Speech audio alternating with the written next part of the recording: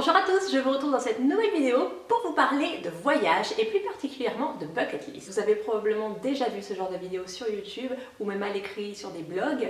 Il s'agit d'une liste de tout ce que l'on souhaite faire avant de mourir. J'apprécie beaucoup cette idée, mais je la trouve un petit peu trop personnelle pour pouvoir tout partager avec vous. En réalité, je n'ai pas vraiment envie de dire j'ai envie d'aller là, de faire ça avec telle personne. Voilà, c'est quelque chose que je souhaite garder pour moi.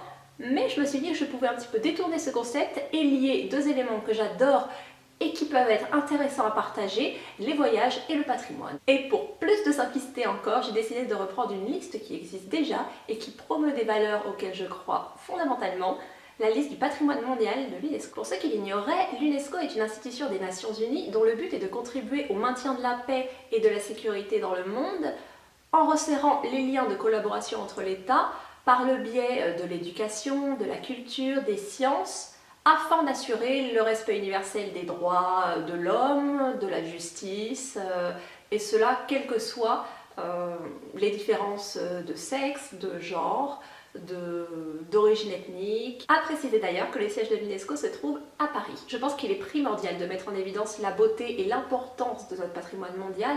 C'est un héritage de notre passé qu'il faut chérir parce que c'est la clé pour un avenir plus serein, tout simplement. Et ce sont vraiment des idées importantes prônées par l'UNESCO et c'est la raison pour laquelle j'ai eu envie de lier ma bucket list à cette liste du patrimoine mondial de l'UNESCO. Vous l'avez compris, ma bucket list, qui est en plus un challenge à mon avis, et sur lequel j'ai vraiment l'intention de communiquer par vidéo ou par écrit sur mon blog olalachic.com, de me rendre auprès du plus grand nombre de sites mentionnés dans la liste du patrimoine mondial de l'UNESCO. Il y a des endroits auxquels je n'aurai jamais accès, malheureusement, mais je pense que l'important est ici de faire de mon mieux et de partager. Il y a énormément de pays où je suis allée où on peut dire que j'ai clairement slalomé, il semblerait, entre les sites du patrimoine mondial de l'UNESCO. Je m'en veux un petit peu pour ça parce que j'ai l'impression que c'est un peu du temps perdu parce qu'il y a tellement de sites, il y en a 1031 à travers tout le monde, mais ce n'est pas grave, ça veut dire que c'était ainsi que les choses devaient se faire. Si c'est un challenge, une sorte de bucket list, cela n'en demeure pas pour autant une compétition, c'est-à-dire que je ne vais pas me rendre dans le plus de pays possible pour voir le plus d'endroits possible. C'est un peu un prétexte cette histoire d'UNESCO. L'idée d'UNESCO, c'est de vous montrer qu'il est vraiment important de parler de ce patrimoine mondial de l'UNESCO, de montrer que c'est ce que les fanatiques ou les barbares veulent attaquer parce qu'ils ont conscience de son importance.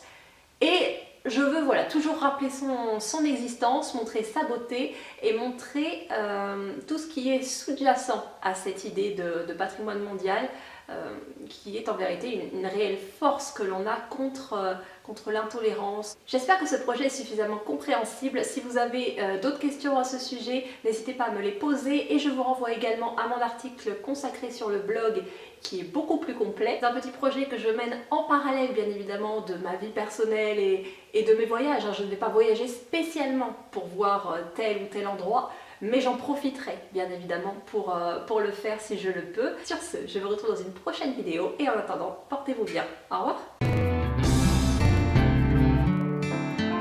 Bonjour à tous, je vous retrouve aujourd'hui pour parler de voyage en solo. C'est un thème que j'aborde assez fréquemment, aussi bien sur ma chaîne que sur mon blog, tout simplement parce que je trouve que l'on n'en parle pas assez et surtout que l'on n'en parle pas au-delà des clichés.